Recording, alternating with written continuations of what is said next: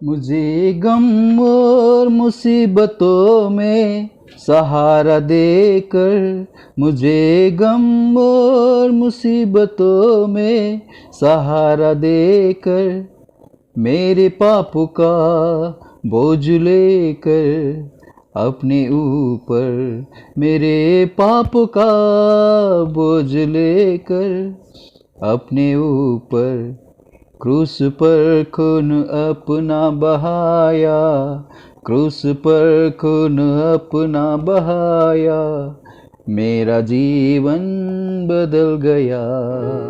परम प्रभु परमेश्वर पिता को महिमा और बड़ाई हो। आइए हम आज का मनन के लिए भजन संहिता का पुस्तक उसका 54 अध्याय को हम देखेंगे। हे परमेश्वर, अपने नाम के द्वारा मेरा उद्धार कर और अपने पराक्रम से मेरा न्याय कर। हे परमेश्वर, मेरी प्रार्थना सुन ले, मेरे मुंह के वचनों की ओर कान लगा, क्योंकि परदेसी मेरे विरुद्ध उठे हैं और कुकर्मी मेरे प्राण के ग्राहक हुए हैं। उन्होंने परमेश्वर को अपने सम्मुख नहीं जाना। परम प्रभु परमेश्वर को बड़ाई हो। यहाँ पर परमेश्वर का दास उन लोगों के लिए प्रार्थना करते हैं जो जिप्पियों ने उनका विरुद्ध में विद्रोह किया था, उन्होंने धोखा दिया था, उन्होंने फंसाया था।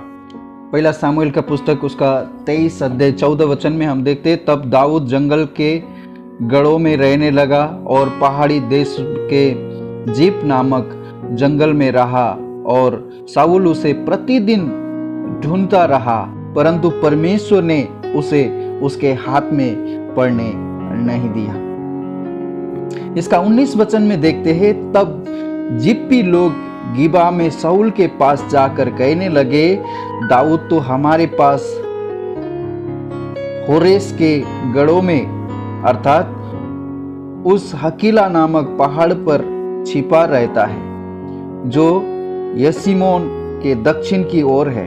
इसलिए अब हे राजा, तेरी जो इच्छा आने की है तो आ और उसको राजा के हाथ में पकड़वा देना हमारा काम है। इस तरह से जिप्पी लोगों ने परमेश्वर के सेवक, परमेश्वर का अभिषिक्त दाऊद को इस तरह से पकड़वाने के लिए उन्होंने युक्ति बनाया था।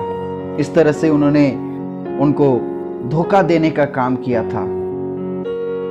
परमेश्वर का पवित्र वचन में हम यहाँ पर देखते हैं कि क्योंकि परदेसी मेरे विरुद्ध में उठे हैं और कुकर्मी मेरे प्राण के ग्राहक हुए हैं, उन्होंने परमेश्वर को अपने सम्मुख नहीं जाना, क्योंकि परमेश्वर का भय उनका मन में नहीं है।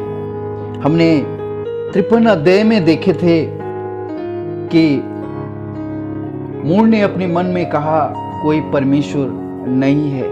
इसी तरह से 54 अध्याय में यदि परमेश्वर का भय उनका मन में है तो कोई निर्दोष व्यक्ति को फंसाने के लिए उनका मन में कोई आशा न होता था।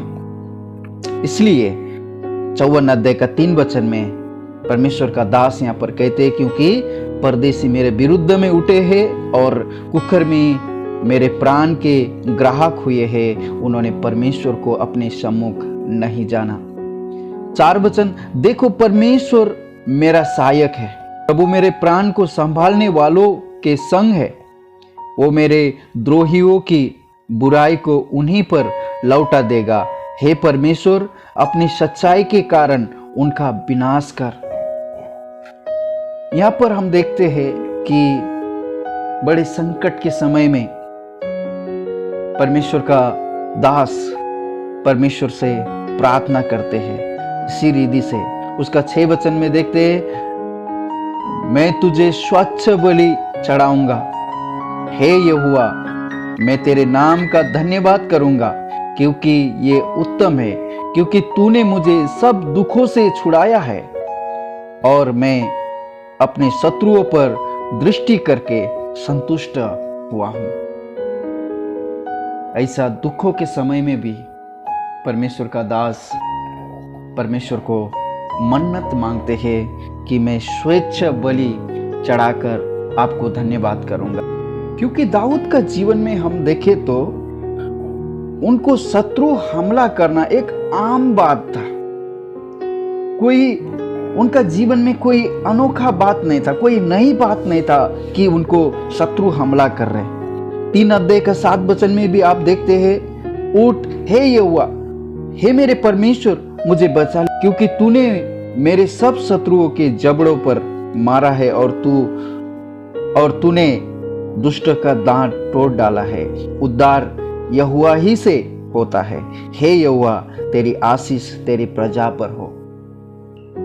और 10 अध्याय का 15 वचन में देखिए, दुष्ट की भुजा को तोड़ डाल और दुर्जन की दुष्टता को ढूंढ ढूंढ कर निकाल, जब तक कि सब उसमें से दूर ना हो जाए।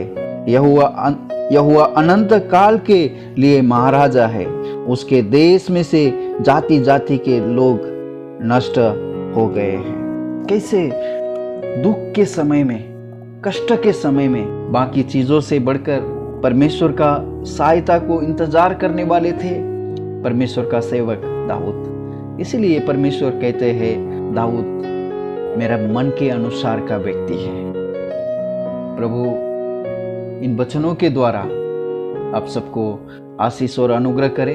आज का दिन आप सबको आशीषमय हो। प्रभु का उपस्थिति में चलने के लिए प्रभु आप सबको मदद करे। आइए हम धन्यवाद करते हैं। पिताजी, हम आपको धन्यवाद करते, स्तुति करते हैं प्रभु भजन संहिता उसका 54 अध्याय के लिए। प्रभु सुनने वाले सभी जनों के लिए प्रभु आप उनको दया कीजिए, अनुग्रह कीजिए। उनका जीवन में कोई भी संकट है, कोई भी परेशानी है, कोई भी परिस्थिति में होकर गुजर रहे हैं प्रभु, उनको आप दया कीजिए। यहोवा परमेश्वर के ऊपर भरोसा रखकर अपना संपूर्ण जीवन आपका हाथ में रखकर आपका उपस्थिति में होकर चलने के लिए प्रभु आप मदद कीजिए। हमारा ये प्रार्थना उद्धारकर्ता प्रभु यीशु मसीह के नाम से मांगते हैं, सुनिए और ग्रहण कीजिए पिता। आमीन।